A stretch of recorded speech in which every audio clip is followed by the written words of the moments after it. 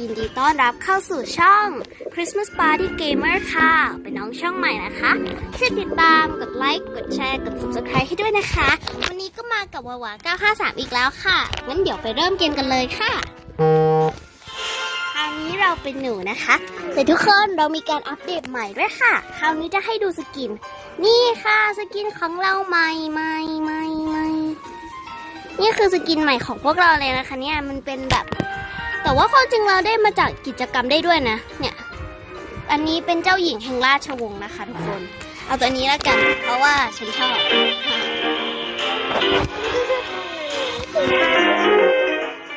โอ้เสียดายฉันก็อยากเก็บเงินซื้อนะแต่อยากซื้อพาร่าแต่ว่าเงินไม่พอ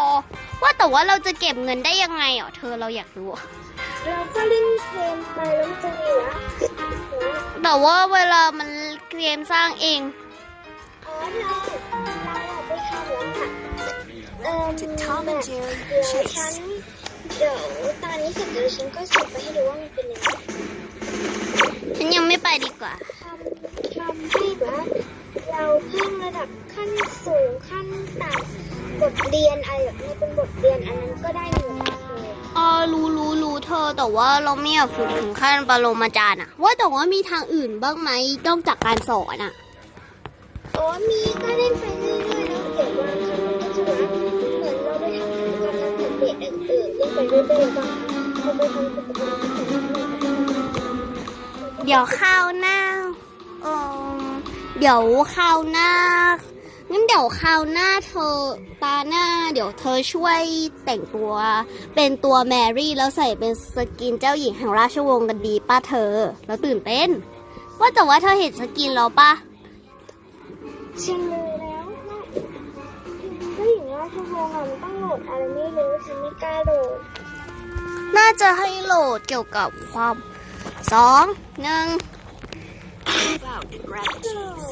แบบแย่งเพื่อนมากเดี๋ยวเราเก็บนี่ไว้ก่อนโอเคเจอรูแบบโอเคตอนนี้แบบได้งานแบบสุดๆดันชีแป๊บโอเคเพิ่มสกิลโอ้โหพอมาปุ๊บ AI โดนโจมตีเฉยงงมากวัดเด้อแต่ว่าเดี๋ยวคราวหน้าเดี๋ยวจะเป็นแมรี่นะคะแล้วหลังจากคราวหน้าเนี่ยเราจะไปเป็นเฮ้ยมีชีสเราจะไปเอาชีสนั่นเหรอหลังจากที่เธอเป็นแมวเราขอเป็นมั่งนะเราอยากได้บ้างเราอยากได้ชีสเย้เราได้ชีสสักทีอยากได้ชีสมานานเราอยู่จะไปที่ห้องนอนโอ๊ยเสียวะ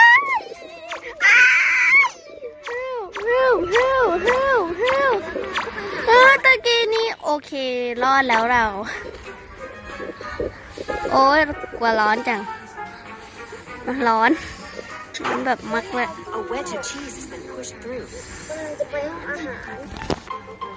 โอเคยังรอดอยู่โอ้โหว่าอย่าพึ่งล้อมันมาทางนี้สิแล้วแมวก็เดินท่อขึ้นบันไดมาวัดเอียงแล้วทำไมไม่บอกก็เราดันเทอยู่นี่โอ้ยก้าโอเคขึ้นเอาก็ตอนนั้นเราดันทีอยู่จะให้ทำยังไงถามจริง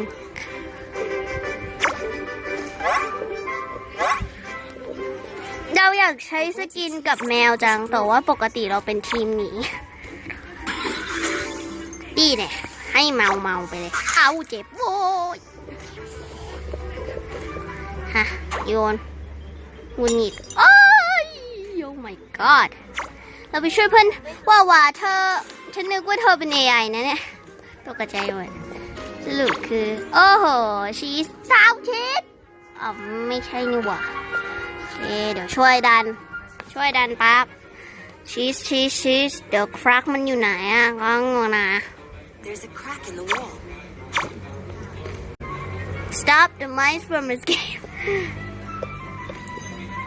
มาโอ้ยดันเข้าห้องเพจจ้าบึย ปวด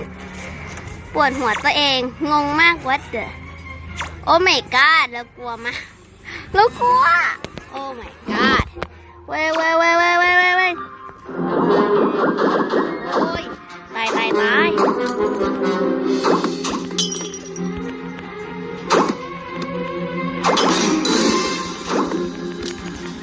เราแบบโยนแบบไปเรื่อยๆอ่ะแบบ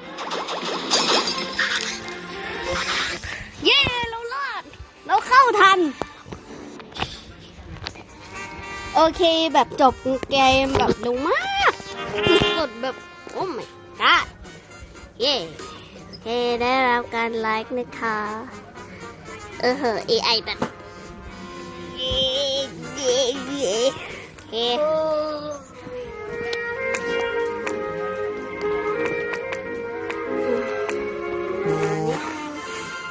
้าเธอลืมเหรอว่าเราจะเป็นแมว ขอโทษเธอแต่ว่าเราขอเป็น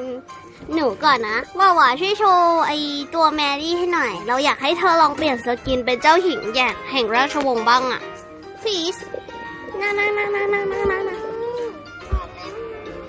ขอโทษนะเราบอกคราวหน้าขอโทษ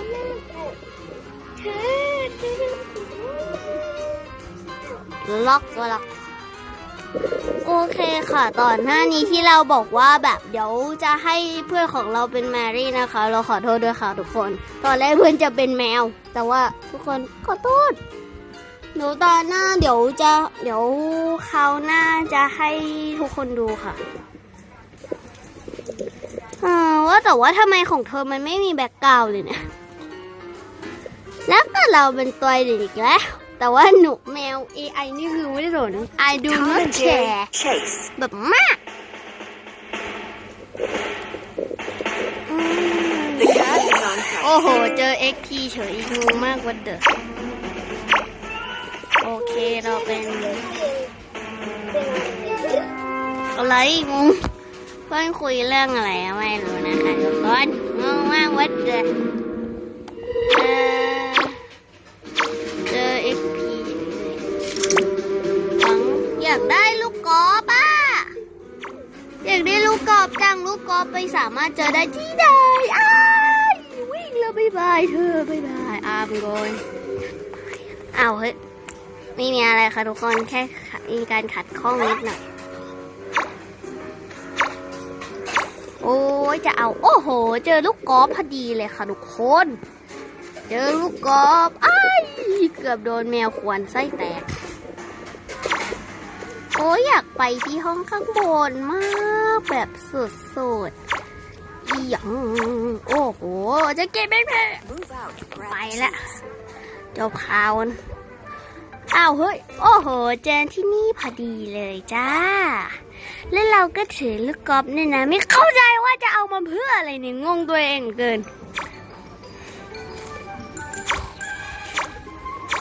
ก็หนีจาน เดี๋ยวเราขอเฮ้ยอะไรทำไมเดี๋ยวนี้มันรู้สึกว่ามันใช้ของเยอะจังจะไป A wedge of cheese is going to push it through.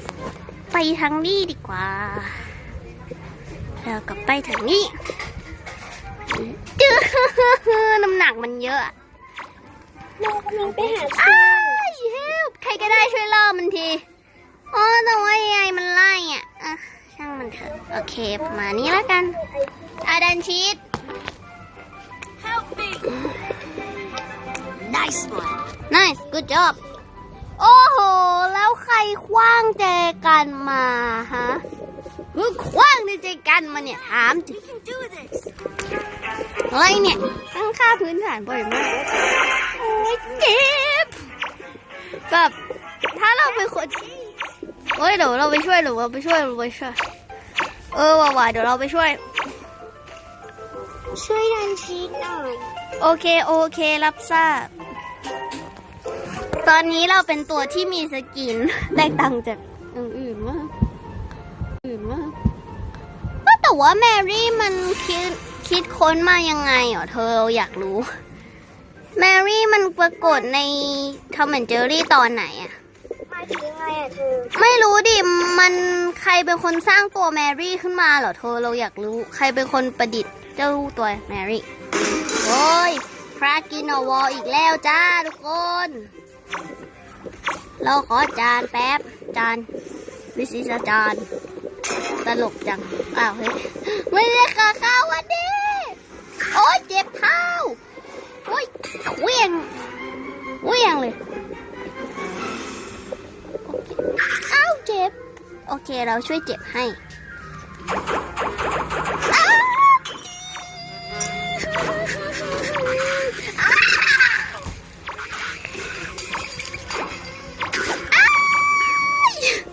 ว้าวมาช่วยก่อน Let's have this love ว้าวจะกินนมเพื่อว้าวเราขอไปก่อนนะบ๊ายบายเธอบ๊ายบาย I'm going แล้วมันจะตามเรามาเองเหมือนเราไปทำกรรมอะไรมางั้นเดี๋ยวเราขึ้นไปข้างบนก่อนไม่รอดว้าวไปพังกำแพงก่อนนะเธอแล้วเขาขอไปกินนมแป๊บเราเลือดจะหมด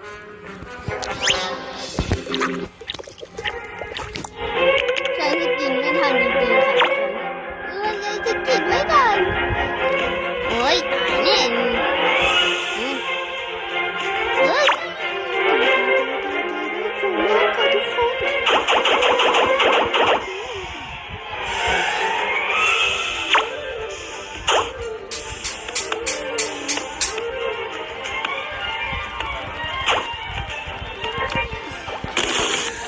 โอเครอดเฉยรอดอีกแล้วค่ะทุกคน Everybody is rock Everybody is rock คราวนี้เดี๋ยวว่าเป็นนะ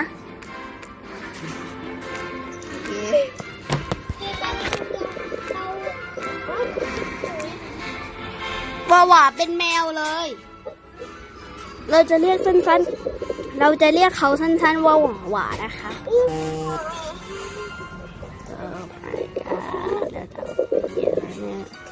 โอเคคิดออกแล้วว่าตัวอะไรที่แม่มาที่สุดตอนนี้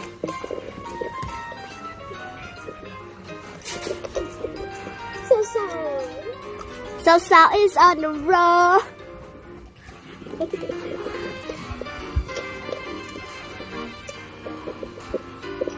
ทำไมมีแต่เหมือนว่ามีหนูผู้ชายเยอะมากเลย จริงสงสัยเพราะว่าแบบมันเก่งนะ To Tom and Jerry chase. น่าจะใช่นะขนาดทาร่านี่คือ The cat is on site.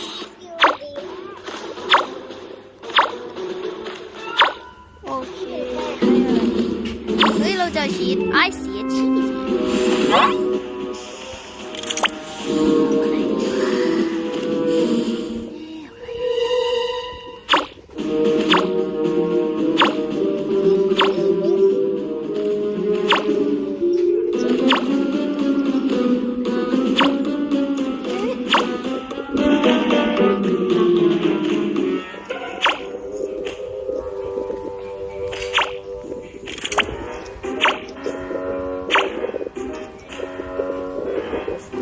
ปิดไมค์กันนะ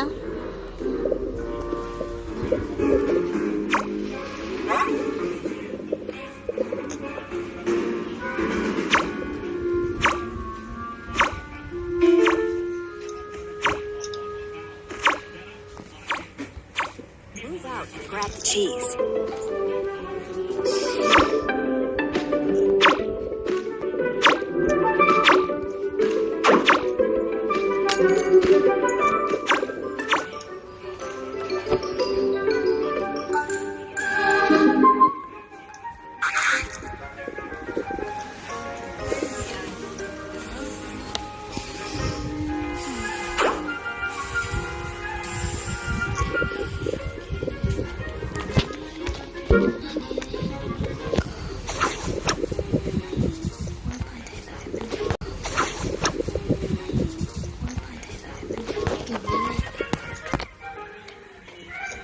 A wedge of cheese has been pushed through.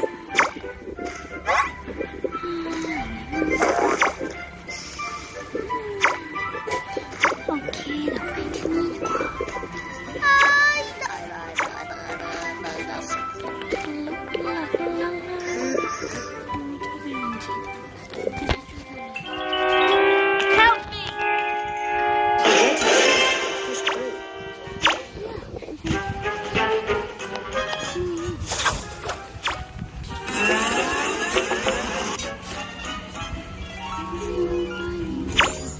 อีสาน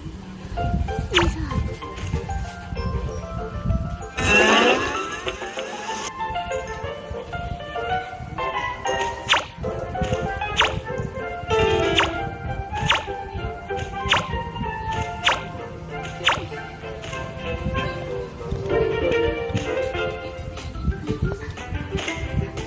A wedge of cheese has been pushed through.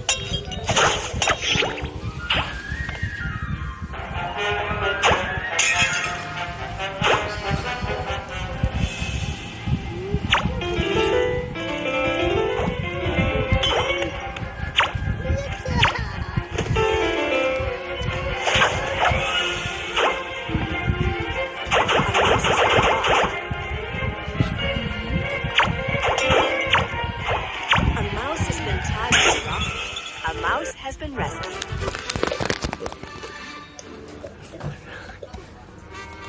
ดีใจจังเลย เย้โอเคค่ะสำหรับวัน ระดับ10เท่ากับ10 โอเคค่ะทุกคนก็สำหรับวันนี้ โอ้โห วันนี้ก็ขยันมากเหมือนกันนะคะสำหรับวันนี้ก็คงต้องลาไปก่อนนะคะบายบายค่ะ